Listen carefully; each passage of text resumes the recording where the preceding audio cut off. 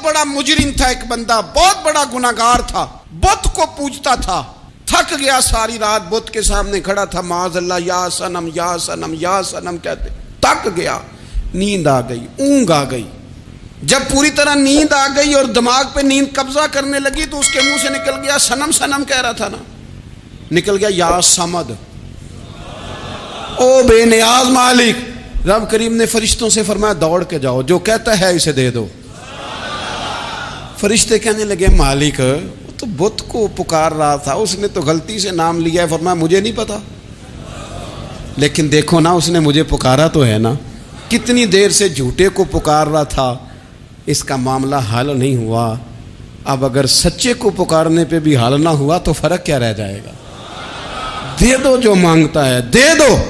میرے دوست گھر پتہ چل جائے وہ کریم کتنا ہے، وہ مہربان کتنا ہے۔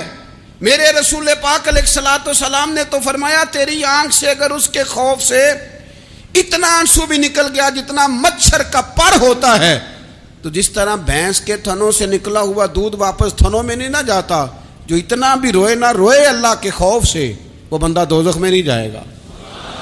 تھوڑی دیر کے لیے ڈر جائے اپنے رب سے، آئے تو صحیح۔ عدم معرفت غفلت پیدا کرتی ہے، تو آ تو صحیح، وہ تو کریم ہی بڑا ہے، وہ تو مہربان ہی بڑا ہے۔ حضرت زنیرہ رضی اللہ تعالی عنہ حضور کی صحابیہ ہیں۔ ایام جو مکے کے تھے مسلمانوں پر بڑی آزمائش کے تھے، انہیں بڑا مارا کفار نے، اتنا مارا کہ ان کی بینائی چلی گئی، نظر آنا بند ہو گیا۔ کافروں کی عورتوں نے تانا دیا کہ تو نے ہمارے بت چھوڑے ہیں نا، تو دیکھنا تیری بینائی چلی گئی۔ تو جناب زنیرہ اللہ پہ بھروسہ، توکل، معرفت الہی کا جذبہ، اٹھ کے کھڑی ہو کہنے لگی چپ کرو، تمہارے جھوٹے بت کیا کر سکتے ہیں، میرا رب چاہے تو صبح جب میں اٹھوں تو میری آنکھیں روشن ہو، اگر کریم کرم کر دے۔ لوگ کہتے ہیں واقعی ایسا ہوا، جب وہ سویرے اٹھی تو اللہ نے ان کی روشنی واپس کر دی تھی۔ تجھے پتہ چل جانا وہ مہربان کتنا ہے۔ وہ ایک بزرگ تھے تو ان سے کسی نے کہہ دیا کہ اگر آپ کا حساب آپ کے ماں باپ کے ذمہ ہو جائے تو پھر کیسا، پوچھنے کے لیے قیامت میں اگر ماں باپ حساب لیں تو پھر کیسا۔ تو بڑے سیانے لوگ تھے جو دل والے تھے، کہنے لگے نہیں، رب کریم ہی ٹھیک ہے، اس لیے کہ وہ ماں باپ سے کہیں بڑھ کر پیار کرنے والا ہے۔ اگر یہ معرفت مل جائے وہ کریم کتنا ہے۔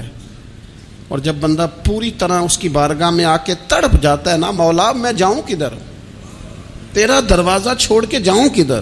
اقبال کہتے ہیں وہ ایک سجدہ جسے تو گراں سمجھتا ہے، 1000 سجدوں سے دیتا ہے آدمی کو نجات۔ تجھے جگہ جگہ جھکنا نہیں پڑے گا اگر تو صحیح معنوں میں اپنے رب کی بارگاہ میں جھک جائے۔ تو میرے عزیز کوشش کریں کہ اس کی معرفت، اس کا کرم، اس کی عطا اور اللہ تبارک و تعالیٰ کے حاضر و ناظر ہونے پر عین الیقین، حق الیقین حاصل کریں۔ اور پھر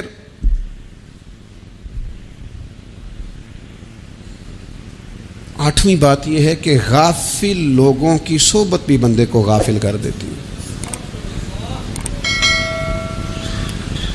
غافلوں کی صحبت میں نہ بیٹھے، ان کی صحبت میں بیٹھے جن کے پاس بیٹھنے سے دل میں رب رسول کی محبت پیدا ہوتی ہے۔ غافلوں سے بچیں۔ چنگیاں دے لڑ لگی ساں تے چولی چ پھل پئے، تے جدوں میں پیڑیاں دے سنگ رل گئی تے میرے اگلے بھی ڈل گئے۔ برے آدمی کی صحبت بندے کو غافل کر دیتی۔ غافلوں کی صحبت میں کبھی نہ بیٹھے، کبھی نہیں۔ غافل آدمی آپ کو غافل کر دے گا۔ میرے نبی پاک علیہ الصلوۃ والسلام نے فرمایا انسان اپنے دوست کے مذہب پر ہوتا ہے۔ یہ بہت بڑے لفظ ہیں۔ فرمایا المرء علی دین خلیلہ، انسان اپنے دوست کے مذہب پر ہوتا ہے۔ تو دیکھ تو نے دوست کس کو بنایا ہے، جو تیرے دوست کا مذہب ہوگا وہی تیرا ہو جائے گا۔ ہم نے دوست بنایا نا غوث پاک جیلانی کو، ہم نے یاری لگائی ہے نا داتا علی اجمیری سے، ہماری نسبت ہے نا معین الدین اجمیری سے، ہمارا تعلق ہے نا بہاؤالدین زکریا ملتانی سے، ہمارا رشتہ ہے نا حضرت مجدد الفسانی سے، ہم ماننے والے ہیں نا اعلیٰ حضرت بریلوی کے، ہمارا تعلق ہے کبھی جماعت علی سے کبھی مہر علی سے، ہمارا ان سے تعلق ہے تو صبح شام ہماری زبان پہ رہتا ہے بالغ العلا بکمالہ کشف الدجی بجمالہ حسنت جمیع خصالہ صلوا علیہ وآلہ۔ ان سے تعلق جڑا ہے نا تو کئی دفعہ تنہائیاں تڑپا دیتی ہیں اور تڑپ کے کہتے ہیں اج سکھ متران دی ودھیری ہے، اج سکھ متران دی، سکھ کہتے ہیں اڈیق کو، متر کہتے ہیں محبوب کو، اج سکھ متران دی ودھیری ہے، اے کیوں دلڑی اداس گھنیری ہے، لوں لوں وچ شوق چنگیری ہے، اج نینا لائیاں کیوں جھڑیاں، سبحان اللہ سبحان اللہ سبحان اللہ۔ پہلے کہتے ہیں سکھ متران دی ودھیری ہے یعنی اداس ہوں، پھر حضور کے جلووں پہ نظر کرتے ہیں، کہتے ہیں سبحان اللہ سبحان اللہ، ماں اجمل کا ماں احسن کا ماں اکمل کا، اور پھر فوراً کہنے لگے او کتھے مہر علی، او کتھے مہر علی، کتھے مہر علی تے کتھے تیری سنا، اب ویکھو مشتاق اکھیں کتھے جاڑیاں، بلغ العلا بے کمال کشف الدجی بے، اور میرے اعلیٰ حضرت کہنے لگے سرور کہوں کہ مالک و مولا کہوں، باغ خلیل کا گلے زیبا کہوں تجھے، تیرے تو وصف عیب تناہی سے ہیں بری، حیران ہوں میرے شاہ میں کیا کیا کہوں تجھے۔ غافل آدمی کی علامت ہے برے لوگوں کی صحبت میں، خبردار ان کے پاس نہ بیٹھنا جن کے پاس بیٹھنے سے تمہارے دلوں میں اولیاء اللہ اللہ کے بندوں کی عداوت پیدا ہو، خبردار خبردار ان کے پاس نہ بیٹھنا جن کے پاس بیٹھنے سے تمہارے دلوں میں حضور کی اولاد پاک کے بارے میں شک پیدا ہو، خبردار اس شخص کے پاس نہ بیٹھنا جو امام حسین ابن علی کے بارے میں کوئی کمزور بات کرتا ہو، بچنا، خبردار اس سے بچنا جو حضور کے صحابہ کے بارے میں بات کرے، بچنا بچنا اس سے، جو سیدنا ابو بکر صدیق کے بارے میں کوئی،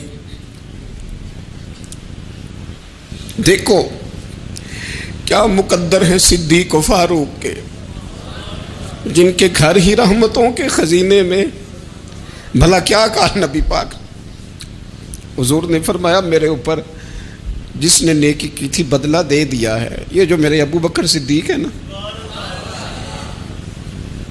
ان کو میں اللہ کی بارگاہ میں لے جاؤں گا، کہوں گا مالک تو ہی بدلہ عطا فرما۔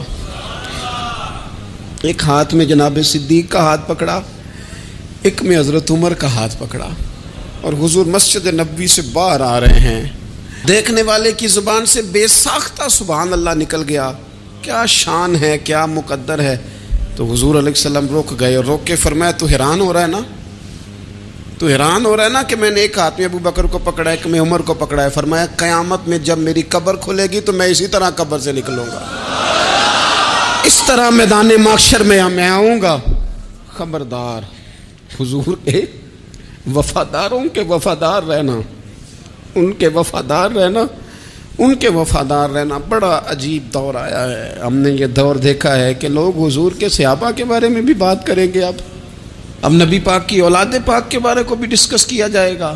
اپنا منہ تو دیکھ، اپنی حیثیت دیکھ، اور پھر وہ بندے دیکھ جن کو اللہ نے چن کے اپنے محبوب کی غلامی کے لیے حضور کے قریب بٹھایا ہے۔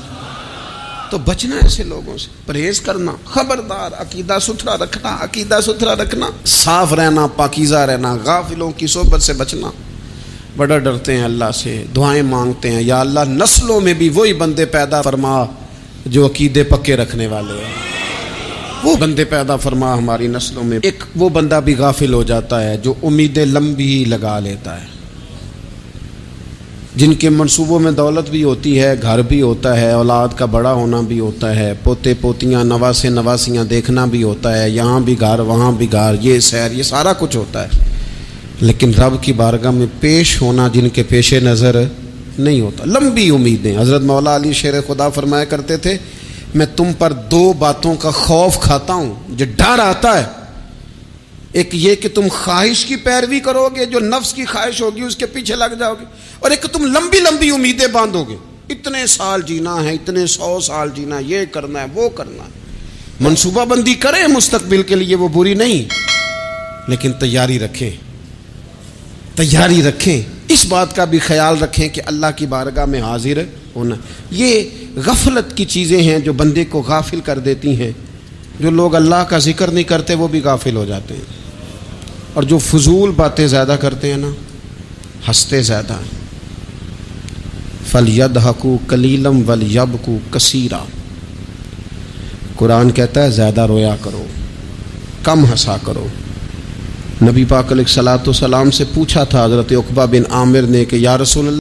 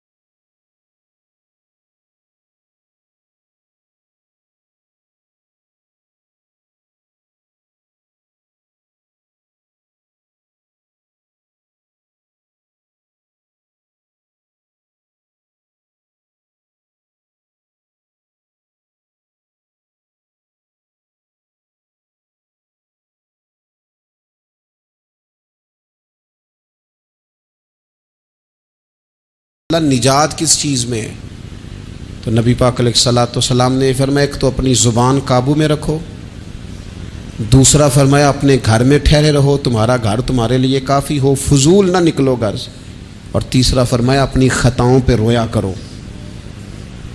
کثرت کلام اور فضول کلام اور بلا وجہ یہ بندے کو غافل کرتا ہے، دل کو سخت کرتا ہے۔ یہ چند چیزیں ہیں جو انسان کو غفلت میں ڈالتی ہیں۔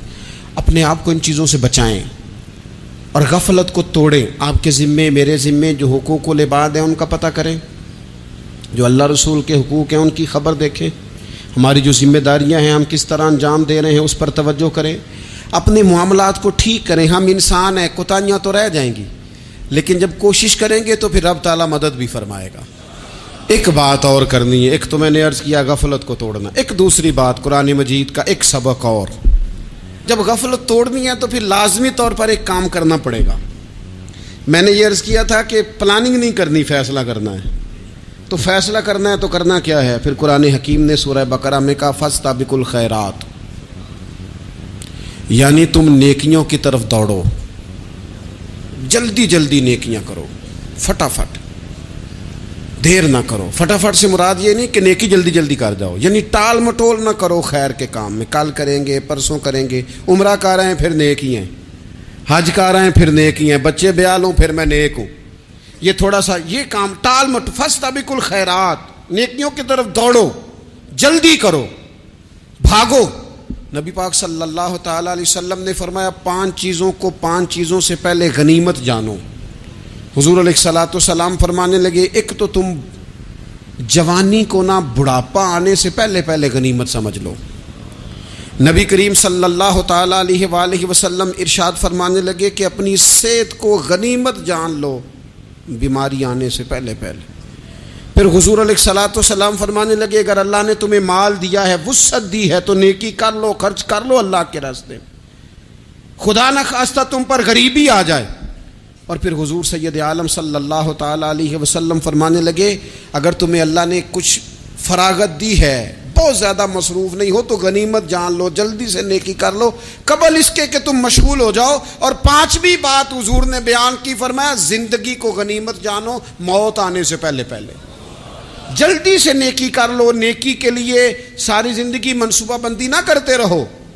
نیکی کے لیے دیکھو نا, ہماری زندگی میں یہاں دنیا میں رہ کے چند منٹوں میں وہ نیکی کی جا سکتی ہے جو قیامت کے بعد صدیوں کا ہمارا فائدہ کرے گی, صدیوں کا فائدہ کرے. کرتے نہیں. پلاننگ کر رہے ہیں, منصوبہ بندی کر رہے ہیں, بس تیاری کر رہے ہیں, بس حضرت آپ دعا کر دیں, اللہ تعالیٰ دعائیں بھی قبول فرمانے والا ہے. لیکن جو نیکی نصیب ہوتی ہے اسے جلدی سے کر گزریں, اسے فٹافٹ کریں. میں ایک گاؤں میں گیا, اب تو خیر وہ دور نہیں رہا, یہ 10-15 سال 20 سال پہلے نا جو نوجوانوں کی مصروفیات ہوتی تھیں ان میں سے ایک مصروفیت یہ ہوتی تھی کہ گندم لے کے چکی پہ جانا ہے, آٹا پسوا کے لانا ہے. یہ ایک بڑی, چونکہ سبھی گھروں کے اندر سال کے لیے گندم سٹاک کر لی جاتی تھی, تو گندم لے کے جانا یہ ایک ڈیوٹی ہوتی تھی. ایک نوجوان ایک گاؤں میں, اس کی مجھے تعریف سننے کو ملی. تو ایک بوڑھی اماں کہنے لگی یہ تو بڑا نصیباں والا ہے, سارے اندر آٹا پہ آ لے ہوتا ہے. اور آتے جاتے پوچھ لیتا ہے کہ اماں کوئی, کہنے لگی میرے بچے باہر ہوتے ہیں, یہ مجھے دوائی بھی لا دیتا ہے شوگر کی, میں مریضہ ہوں. یعنی خیر جتنی ہو سکے جتنی.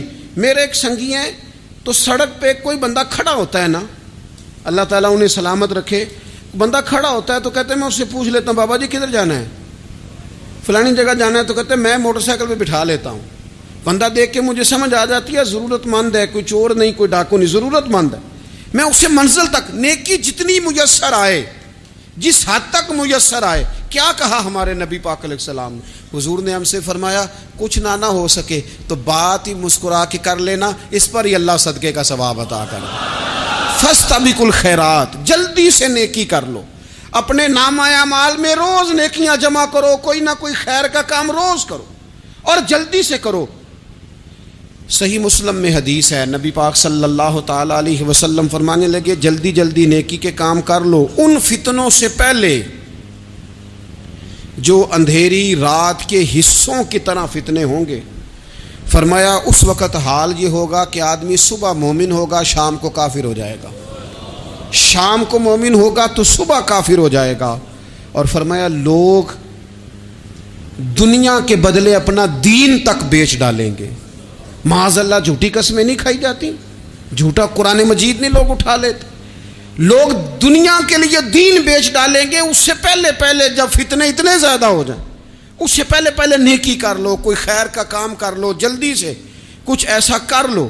حضرت عقبہ بن حارث رضی اللہ تعالیٰ عنہ فرماتے ہیں یہ دیکھیں ہمارے نبی پاک علیہ السلام کی سیرت کیا ہے, حضور کا اسوہ کیا ہے, نبی پاک علیہ السلام ہماری تربیت کس طرح کرتے. حضرت عقبہ بن حارث رضی اللہ تعالیٰ عنہ کہتے ہیں ہم نے نبی پاک علیہ السلام کے ساتھ نہ عصر کی نماز پڑھی, یہ صحیح بخاری میں موجود ہے. فرماتے حضور سلام پھیرتے ہی فوراً اٹھ کے گھر تشریف لے گئے. یہ ہمارے لیے نا انوکھی بات تھی, غیر متوقع تھی, پہلے کبھی ایسا ہوا نہیں. سلام پھیرا نماز کا, حضور جلدی سے تشریف لے گئے. اب ہم حیران تھے اور حیرت انگیز طور پر حیران تھے کہ کریم اتنی جلدی تشریف لے گئے. تھوڑی دیر ہوئی حضور واپس آ گئے. تو محبوب پاک علیہ السلام فرمانے لگے گھر میں نا ایک چھوٹی سی ڈلی, ایک چھوٹا سا ٹکڑا سونے کا پڑا تھا, مال آیا تھا سارا صدقہ کر دیا, وہ تھوڑا سا پڑا تھا, اچانک مجھے یاد آیا وہ تو پڑا رہ گیا.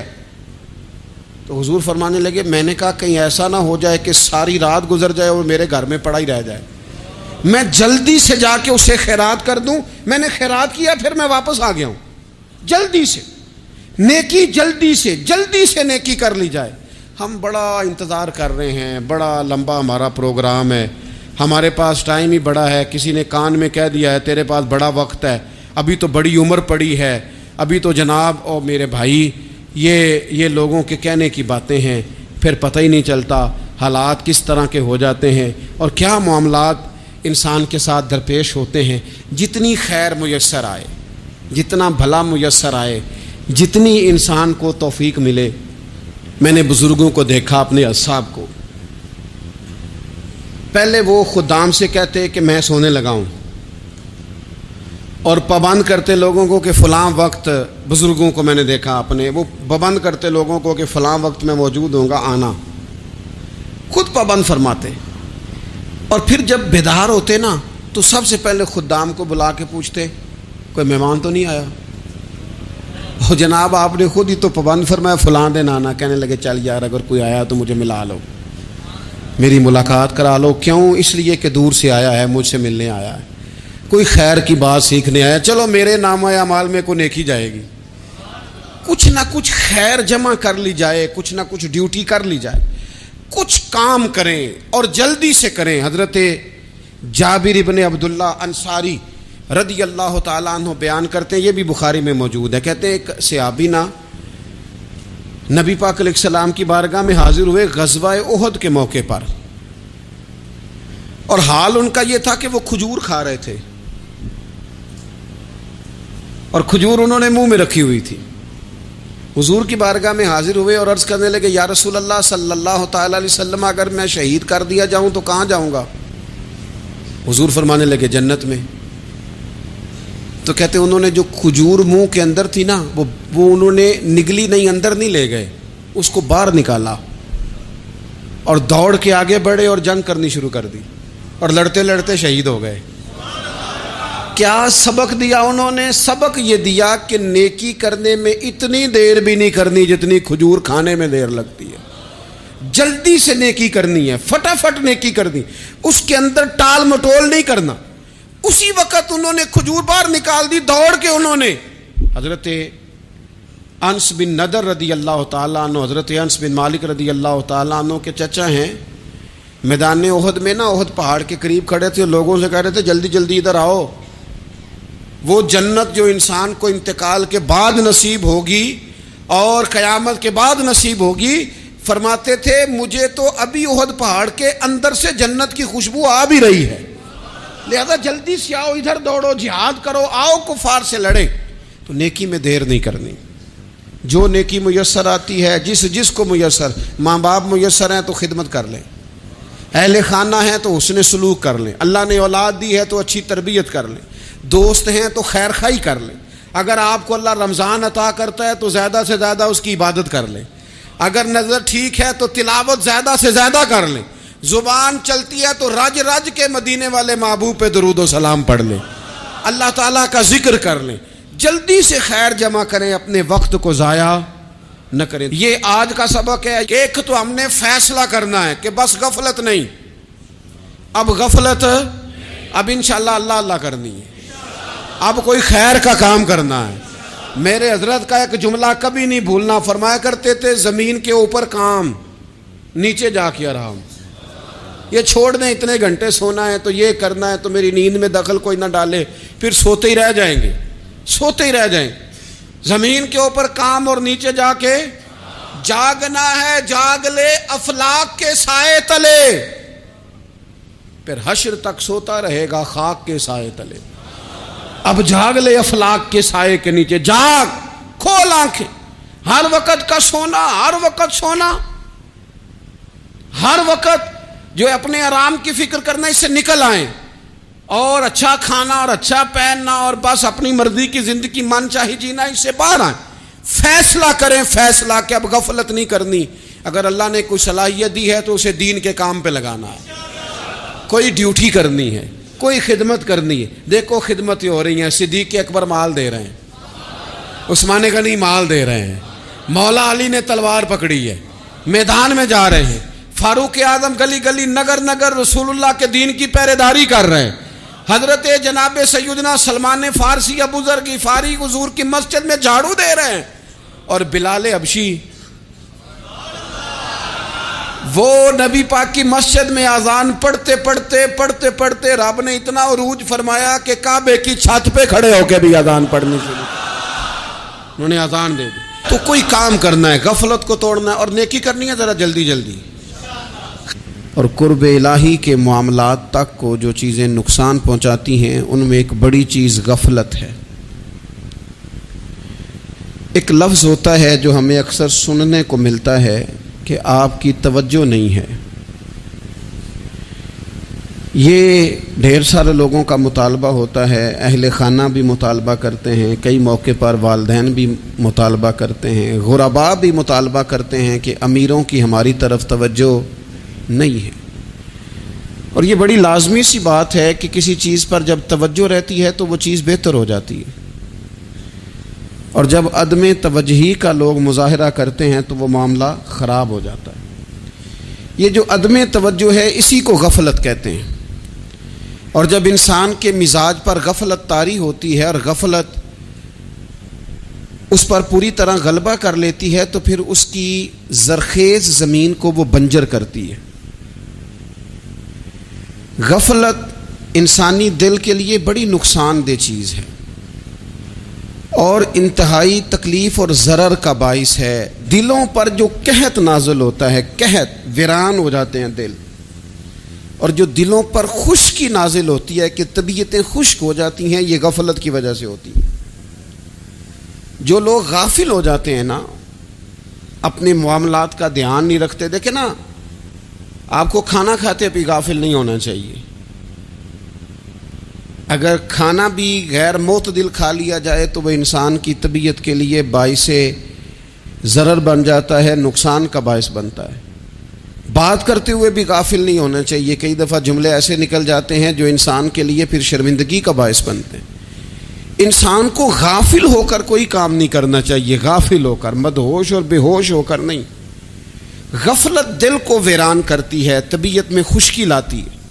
غافل کبھی نہ بنے۔ قرآن مجید فرقان حمید نے ارشاد فرمایا کہ اقترب للناس حسابہم، فرمایا لوگوں کے حساب کا وقت قریب آ گیا، وہم فی غفلۃ معرضون، اور وہ ابھی بھی غفلت میں منہ پھیرے ہوئے ہیں۔ ٹائم آ گیا حساب دینے کا، لیکن وہ ابھی بھی غافل ہیں۔ ہمارے جو زیادہ تر نقصان زندگی میں ہوئے ہیں وہ صرف ہماری غفلت کی وجہ سے ہوئے۔ ہم نے چیزوں پر توجہ نہیں دی، چیزیں گڑبڑ ہو گئیں۔ جس آدمی نے پھول لگائے ہوں، پھل لگائے ہوں، کھیتی لگائی ہو، وہ دانہ ڈال کے پانی دے کے فارغ نہیں ہو سکتا، اسے توجہ کرنی پڑتی ہے۔ اور کسی نے کہا تھا مالی جیندے ہون تو پھر بوٹے سوکھدے نہیں، اگر موجود ہونا ان کو سینچنے والا، رکھوالی کرنے والا، تو پھر ان کی جڑیں کبھی خشک نہیں ہوا کرتی۔ ہماری جو غفلتیں ہیں یہ بڑی ضرر کا باعث ہیں، نقصان کا باعث، اور مجبوری معاف ہوتی ہے، غفلت معاف نہیں ہوتی۔ اسکول میں پڑھتے تھے، مدرسے میں پڑھتے تھے، تو ایک مجبوری ہو گئی جی، خدا نخواستہ گھر میں کوئی پریشانی ہو گئی تو اساتذہ اس پر سزا نہیں دیتے۔ کوئی خوشی کا موقع ہے گھر میں، فیملی میں کسی کی شادی ہے، اساتذہ اس پر سزا نہیں دیتے۔ لیکن اگر کبھی پتہ چلتا تھا نا کہ یہ گھر سے تو آیا تھا لیکن مدرسے نہیں آیا، یہ اسکول نہیں آیا، رستے میں غافل ہو گیا، تو یہ بات خوفناک تھی۔ یہ قابل سزا جرم تھا کہ تو غافل ہو گیا اپنی پڑھائی سے، تو گھر سے آیا اور یہاں نہیں آیا۔ غفلت قابل سزا ہوتی ہے، مجبوری کی معافی ہوتی ہے۔ ہمارا آج کل جو مسئلہ ہے وہ غفلت کا ہے۔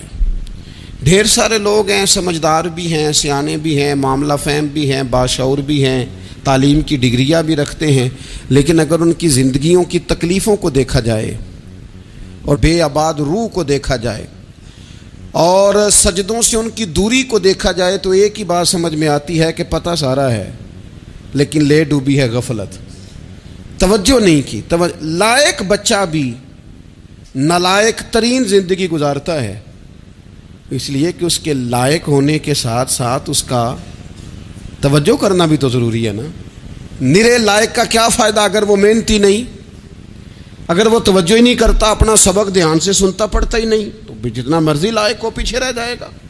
اور کئی نالائق ہوتے ہیں، رٹا لگا کے پاس ہوتے ہیں، پر چلو رٹا تو لگاتے ہیں نا، محنت تو کرتے ہیں نا، جد و جہد تو کرتے ہیں۔ کئی نالائق جد و جہد کے باعث آگے گزر جاتے ہیں اور کوئی اسی چکر میں رہ جاتے ہیں، میں بڑا لائق ہوں، کل پڑھ لوں گا، پرسوں پڑھ لوں گا، ہفتہ تیاری کر کے پاس ہو جاؤں گا۔ اپنی زندگی سے غفلت کا پردہ اٹھائیں، اور غفلت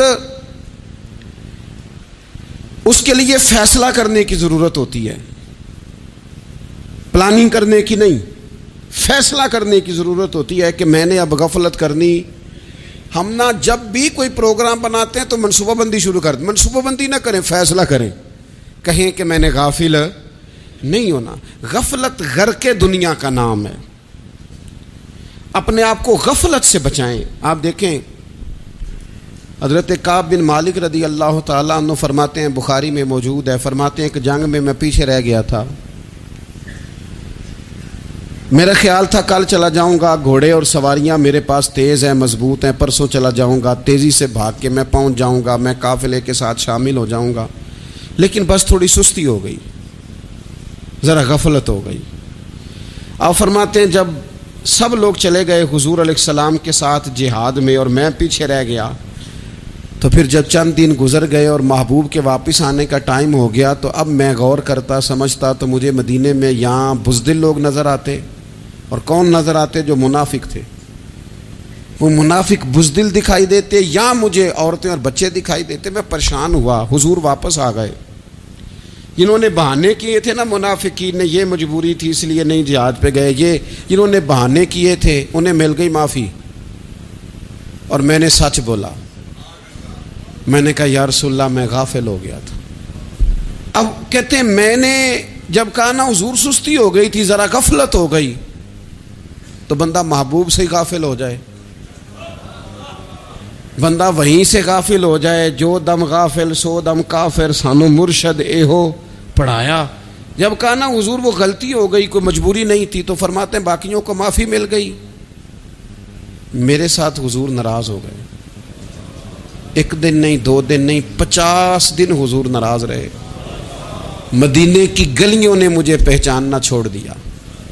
در و دیوار سے مجھے یوں لگتا تھا کہ میں پردیسی ہوں. فرماتے ہیں میں مسجد میں آتا تھا، میں جب محبوب کو دیکھتا تو حضور رخ انور پھیر لیتے، اور مجھے پتا تھا جب میرا چہرہ ادھر ادھر ہوتا تو پھر کریم رحمت کی نظر فرماتے. فرماتے ہیں 50 دن مسلسل. پھر مجھے حکم ہوا کہ بیوی بھی بھیج دو، میک کے بچے بھی بھیج دو.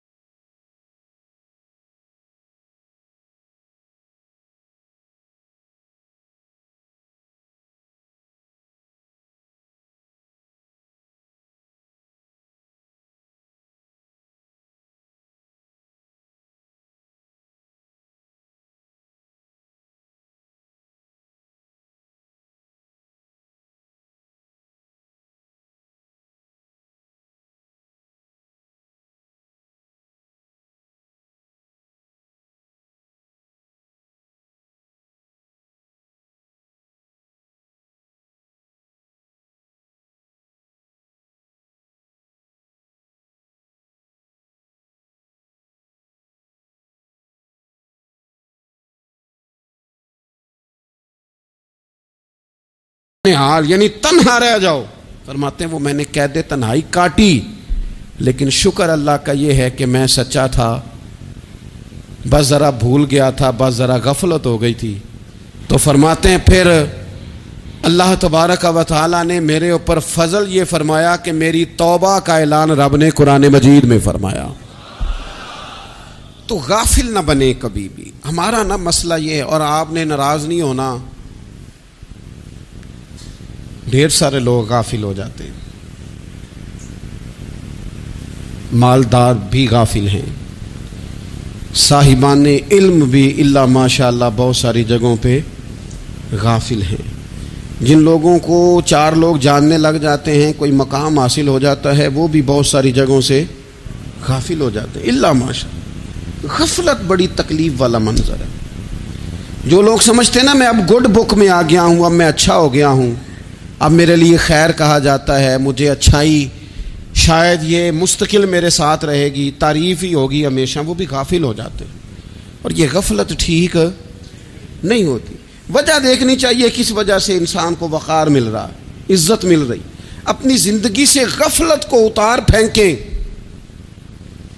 تھوڑی دیر کی تو غفلت ہوتی ہے، لمبی تو نہیں. 2 منٹ کے لیے صرف اس نے ڈرائیونگ کرتے ہوئے چہرہ موبائل کی طرف کیا تھا، 2 ہی تو منٹ لگے تھے۔ لمحوں نے خطا کی تھی، صدیوں نے سزا پائی۔ لمحوں نے خطا کی تھی، صدیوں نے سزا پائی۔ ایک لمحے کے لیے غافل ہوئے تھے اور صدیاں، نسلیں روتی رہ گئیں پیچھے، بچے تڑپتے رہ گئے، اہل خانہ پریشان رہ گئے، ماں باپ ساری زندگی روتے رہے، لیکن یہ 2 منٹ کے لیے۔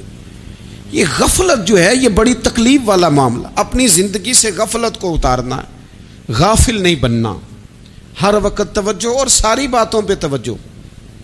بعض اوقات لوگ ایک طرف توجہ کر کے ایک طرف سے غافل ہو جاتے ہیں، نہ، توجہ ہمہ پہلو رکھنی ہے۔ ہمارے ذمے جتنے بھی حقوق ہیں ان سب پر توجہ، ہر چیز کا خیال، ایسا نہ ہو کہ عبادت کرتے رہ جائیں اور حقوق العباد ہم سے چھوٹ جائیں، اور حقوق العباد اتنے زیادہ ادا کریں۔ ایک صاحب مجھے کہنے لگے ایک دفعہ بڑے وثوق کے ساتھ، کہنے لگے جی معاذ اللہ ثم نہیں جی ٹائم ملتا پھر نماز دا کی کریے، روزی کمانا بھی تو عبادت ہے نا۔ تو میں نے کہا آپ نے عبادت کرنا ایک حصہ قبول کیا ہے، آپ نے کل عبادت نہیں قبول کی۔ عبادت کل ہے، ہمہ پہلو، ایک حصہ آپ قبول کر کے نکل گئے اور باقی آپ نے چھوڑ دی۔ تو کسی ایک طرف سے بھی غافل نہیں ہونا، جتنی ذمہ داریاں ہیں، جتنی ڈیوٹیاں ہیں، ان سب کا خیال۔ اور جو بڑا آدمی ہوتا ہے، بڑا، گھر میں بڑا ہو، قبیلے میں بڑا ہو، علاقے میں بڑا ہو، ادارے میں بڑا ہو، کلاس میں بڑا ہو، جو بڑا ہے اس کی تو ساری آنکھیں کھلی ہوئی ہونی چاہیے، ایک ایک پر اس کی نظر ہونی چاہیے کہ میری کہاں ضرورت ہے، کہاں مجھے اشک شوئی کرنی ہے، کس کے ساتھ میں نے کس طرح محبت کا رویہ رکھنا ہے، غافل نہ بنے۔ اچھا جی اب کیسے پتہ چلے گا کہ ہم غافل ہیں؟ یہ کیسے پتہ چلے گا؟ آپ کسی بندے سے بھی پوچھ لیں حالات کیا ہیں تو کہتا ہے اللہ کا شکر ہے کبھی کسی کا دل نہیں دکھایا، اللہ کا شکر ہے جی زمانہ ہو گیا 5 نمازیں پڑھتا، اللہ کا شکر ہے جی۔ کیسے پتہ چلے گا غافل ہیں؟ پہلی علامت ہمارے علماء اور صوفیاء نے غافل بندے کی لکھی ہے۔ اس آئینے میں میں نے اور آپ نے اپنا آپ دیکھنا ہے۔ غافل بندے کی پہلی علامت یہ ہوتی ہے کہ وہ دنیاوی کاموں میں چست ہوتا ہے اور اللہ اور اس کے رسول کی فرما برداری میں سست ہوتا ہے۔ یعنی نماز کے وقت تو اسے نیند ستاتی ہے، پریشانی ہوتی ہے، لیکن اگر کسی جگہ مال مل رہا ہو، پیسے مل رہے ہوں، وہاں جانا ہو تو پھر اسے کوئی چیز بھی تنگ نہیں کر۔ دنیاوی کاموں میں چست ہوگا، یعنی ٹی وی کے آگے، موبائل کے آگے وہ گھنٹوں بیٹھا ہوا ہے، اور اگر اسے 25 منٹ قرآن پاک سننا پڑ جائے، اگر اسے 20 منٹ دینی محفل میں بیٹھنا پڑ جائے، اگر اسے کہا جائے کہ تو 20 رکعت نماز نفل ادا کر، دنیاوی کاموں میں چست ہے، دینی کاموں میں، یہ غفلت کی پہلی علامت۔ پھر ذاتی معاملات میں پیسہ خرچ کرنا ہو تو ڈھیر سارا ہے، کسی غریب کی مدد کرنی ہو تو۔ وہ ہمارے ایک دوست ہیں، وہ اکثر کہا کرتے ہیں، وہ کہتے ہیں آج کل کسی سے کہنا فلائی کام میں، دینی کام میں، کسی کی مدد میں کچھ 4 پیسے خرچ کرنے ہیں تو لوگ کہتے ہیں ہاتھ تنگ ہے۔ ہاں کوئی سستا پلاٹ ملتا ہو نا، اور اگر یہ سمجھ آ جائے کہ وہ مجبور ہے بیچارہ بیچنے والا، تو پھر کہتے ہیں میں 2-3 دوستوں کو پھاڑ لے سن۔ ذاتی کاموں میں جب بندہ چست ہو اور دینی کاموں میں سست ہو تو مطلب یہ ہے کہ بندہ غافل ہے۔ پہلی علامت غفلت کی۔ اور غفلت کی دوسری نشانی یہ ہے کہ انسان گناہ کے کاموں کو معمولی سمجھنے لگ جاتا ہے، یہ غافل بندے کی نشانی ہے۔ گناہ کو معمولی سمجھتا ہے، چھوٹا سمجھتا ہے۔ آج کل لوگ کہتے نہیں میں کو اکیلا کر رہا ہوں، ساری دنیا ہی کرتی ہے۔ اور جناب کیا ہو گیا اگر یہ غلطی ہو گئی تو بندے سے ہو ہی جاتا ہے۔ گناہ کو معمولی سمجھنا، چھوٹا سمجھنا، اور کہنا پھر کیا ہو گیا ہے، انسان سے غلطی ہو جاتی ہے۔ آپ دیکھ لیں کہ سینکڑوں بیسیوں گناہوں کا بوجھ ہمارے سروں پہ ہوتا ہے، لیکن کوئی ہمارا دبدبہ ہے، کوئی ہماری گفتگو ہے، کوئی ہمارے جملوں میں خود پسندی ہے، کوئی ریاکاری ہے، کوئی تصنع ہے۔ یہ غافل بندے کی علامت ہے۔ نبی اکرم صلی اللہ تعالی علیہ وآلہ وسلم نے فرمایا مومن اپنے گناہوں کو پہاڑ کی طرح سمجھتا ہے، یہ بخاری میں حدیث ہے۔ مومن پہاڑ کی طرح جانتا ہے اور وہ ڈرتا ہے کہ کہیں وہ پہاڑ اس کے اوپر گر نہ جائے۔ یعنی کہیں مجھے میرے گناہ کی سزا نہ مل جائے. چھوٹے گناہ کو بھی پہاڑ جانتا, یار مجھ سے غلطی ہو گئی, مجھے ٹھیک کر لینی چاہیے, مجھے معافی لے لینی چاہیے, مجھے توبہ کر لینی چاہیے. مومن اپنے اوپر گناہ کو پہاڑ کی جانب سمجھتا ہے. اور حضور علیہ الصلوۃ والسلام فرماتے ہیں کہ یہ جو فاسق اور فاجر ہوتا ہے نا, اللہ کا نافرمان, یہ گناہ کو مکھی کی طرح سمجھتا ہے. یہ سمجھتا ہے میں نے اشارہ کرنا ہے, مکھی نے اڑ جانا ہے. مومن کی علامت یہ ہے کہ وہ پہاڑ جانتا ہے, اگر غلطی ہو جائے تو پہاڑ. امام اعظم ابو حنیفہ رحمۃ اللہ علیہ گزر رہے تھے تو بارش ہو گئی تھی اور کوفہ میں کیچڑ تھا, تو آپ نے جو جوتے پہنے ہوئے تھے ان جوتوں سے چلتے ہوئے نا آپ کے پاؤں سے کچھ مٹی اڑی, تو سامنے ایک یہودی تھا, اب اس زمانے میں دیواریں کچی ہوتی تھیں, اس کے دیوار پر جا کے وہ مٹی جو تھی وہ لگ گئی. اب امام صاحب بڑے پریشان ہوئے کہ میں نے اس کی دیوار کو آلودہ کر دیا. یہاں تو لوگ اپنی اینٹیں رکھتے رکھتے کئیوں کی دیواریں توڑ ہی دیتے ہیں, اور پھر وہ اس پر ماننے کو بھی تیار نہیں ہوتے, تسلیم کرنے کو بھی تیار نہیں ہوتے. وہ کہتے ہیں پھر کیا ہو گیا, اب ہمارا یہاں گھر ہے تو ہم نے ٹرالی منگوانی نہیں تھی, ہمارا حق بنتا تھا. امام صاحب کے پیروں سے ذرا کیچڑ اڑا, یہودی کی دیوار پہ لگا, اس کی کچی دیوار تھی. امام صاحب پریشان ہو گئے, سوچنے لگے کہ اگر میں دیوار سے یہ کیچڑ اتارتا نہیں تو یہ بھی زیادتی ہے, میں نے اس کی دیوار کو گدلا کر دیا, اور اگر میں اتارتا ہوں تو کچھ مٹی اس کی دیوار کی بھی اتر جائے گی, کچی دیوار ہے, یہ بھی زیادتی ہے. مومن گناہ کو پہاڑ کی طرح سمجھتا ہے کہ کہیں گر نہ جائے, اس کی بھی کہیں سزا نہ مل جائے. امام صاحب نے اس کے دروازے پہ دستک دی, وہ باہر آیا تو اتفاق سے وہ آپ کا مقروض بھی تھا, اس نے پیسے دینے تھے. باہر نکلتے ہی کہنے لگا اوہ آپ تو قرض لینے آ گئے, میرے پاس تو ابھی گنجائش نہیں ادا کرنے کی. تو امام صاحب کہنے لگے تو قرض چھوڑ, وہ میں نے معاف کیا, میرے سے غلطی ہو گئی ہے. میں آ رہا تھا, لکڑی کے جوتے اس زمانے میں کھڑاؤں لوگوں نے پہنے ہوتے تھے, کہا وہ میرے پیروں سے ذرا کیچڑ اڑا ہے, تیری دیوار پہ لگ گیا ہے. اب میں بڑی دیر سے کھڑا سوچ رہا ہوں کہ اگر میں تیری دیوار صاف نہ کروں تو میں نے یہ میلی کر دی, گدلی کر دی, یہ بھی بات درست نہیں ہے, زیادتی. اور اگر میں اسے صاف کرتا ہوں کچی دیوار سے کچھ مٹی اتر جائے گی تو یہ بھی زیادتی ہے. اب تو بتا میں کیا کروں. تو بے موسمہ پھل تھا نا یہ, تو بے موسمہ پھل دیکھ کے بندہ حیران ہو جاتا ہے. جو باتیں روٹین میں نہ ہو رہی ہوں وہ ذرا انوکھی لگتی ہے, بندہ حیران ہو گیا. غور سے امام صاحب کا چہرہ دیکھنے لگا, غور سے چہرہ دیکھنے لگا. اور پھر تھوڑی دیر سوچنے کے بعد کہنے لگا حضور پہلے میں نے دین اسلام کے بارے میں پڑھا اور سنا تھا, آج میں نے دین دیکھا ہے. پہلے میں نے سنا تھا کہ دین اسلام اس طرح کا ہے, آج میں نے دین. ہم نہ پوری دنیا کے کافروں کو دین سنانا چاہتے ہیں, دکھانا نہیں چاہتے. ہم نیک نظر آنا چاہتے ہیں, نیک بننا نہیں چاہتے. ہم نیک نظر آنا چاہتے. نتیجہ کیا نکلتا ہے کہ کچھ عرصے کے بعد پتہ چل جاتا ہے بندہ کس لیول کا نیک ہے, کیا معیار ہے اس کی نیکیوں کا. کہنے لگا حضور پہلے میں نے دین سنا تھا, آج دیکھا ہے. آپ وہ مٹی کی دیوار پر جو کیچڑ لگ گیا ہے, دیوار کو بعد میں صاف کیجئے گا, پہلے کلمہ پڑھائیں تاکہ میرے اندر کا کفر صاف ہو جائے, اب مجھے مسلمان کر دیں. تو غافل آدمی جو ہوتا ہے نا وہ پھر تیسری بات, جب بندہ بہت زیادہ غافل ہو جاتا ہے پھر اعلانیہ گناہ کرنے لگتا ہے. ایک گناہ پھر اس کا اظہار گناہ. ایک بندہ حدیث پاک میں آتا ہے, ایک بندہ رات کو کوئی غلطی کرتا ہے, اللہ تعالیٰ اس پہ پردہ ڈال دیتا ہے, لیکن وہ سویرے خود لوگوں کو بتاتا پھرتا ہے میں نے یہ کیا, میں نے یہ کیا. جب آپ اظہار گناہ کرتے ہیں نا تو سامنے والا بھی دلیر ہوتا ہے, کہتا ہے اس نے کیا میں کر لوں گا تو پھر کیا ہوا. ہمارے علماء نے لکھا ہے کسی کی نماز قضا ہو جائے تو کسی کو بتائے نہ, قضا پڑھ ڈالے, اس کا جگہ جگہ ذکر نہ کرے. جب آپ کہیں گے نا میری قضا ہو گئی تو آپ کے ساتھ رہنے والا بچہ دوست سمجھے گا یار اس کی قضا ہو گئی یا تو میری بھی ہو جائے گی تو کیا ہو. گناہ کرنا بھی گناہ ہے اور گناہ کا اظہار بھی گناہ ہے. نبی اکرم صلی اللہ تعالی علیہ وآلہ وسلم نے ارشاد فرمایا میری ساری امت کو معافی مل جائے گی سوائے ان لوگوں کے جو اعلانیہ گناہ کرتے ہیں. یہ بخاری مسلم دونوں میں حدیث موجود ہے. جو اعلانیہ گناہ، جنہوں نے خود ساری دنیا کو گواہ بنا لیا، میں نے یہ بھی جرم کیا، یہ بھی کیا، یہ بھی کیا، یہ بھی کیا، خود انہوں نے لوگوں کے، بہت بڑے غافل آدمی کی علامت ہے کہ گناہ کرے اور پھر اوپر سے اعلانیہ گناہ کرے، اتنا بڑا جرم کرے۔ پھر چوتھی علامت اگر ہم دیکھنا چاہیں کہ ہم غافل تو نہیں، تو غافل بندے کی چوتھی علامت یہ ہوتی ہے کہ وہ فضول کاموں میں وقت بڑا ضائع کرتا ہے۔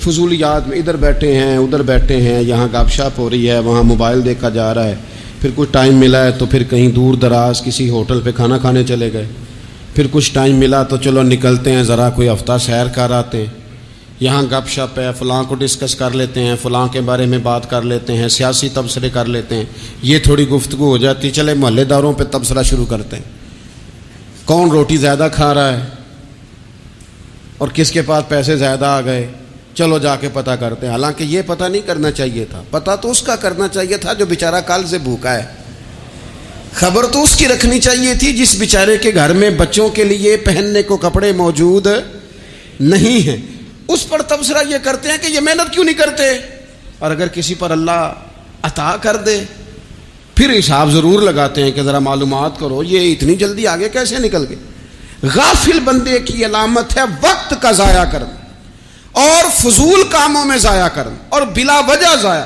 اور ایسے سوالات کرنا جن کی ضرورت ہی کوئی نہیں، بالکل ضرورت ہی نہیں، کوئی مطلب ہی نہیں، لیکن ہم لوگ وقت ضائع، یہ غفلت کی علامت، غفلت۔ اللہ والوں کی علامت کیا تھی؟ ایک بات انہوں نے زندگی میں لے لی، سیکھ لی، پھر ساری زندگی اسی پہ گزار دی۔